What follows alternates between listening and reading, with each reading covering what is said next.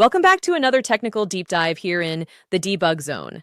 Today we're tackling a big question and breaking it down with insights from other users. Hopefully this clears up some misconceptions and helps you get the answer you need. So buckle up, stay a little curious, and let's jump right in.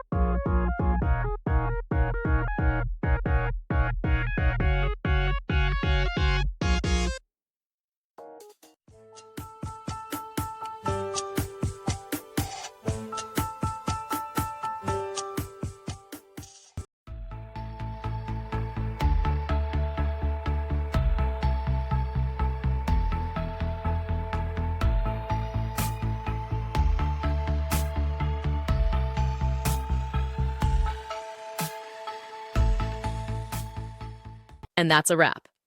I hope you found the answer you were looking for. If you did, take a second to hit that subscribe button. It really helps out. And let me know in the comments which solution worked best for you. See you next time in the debug zone.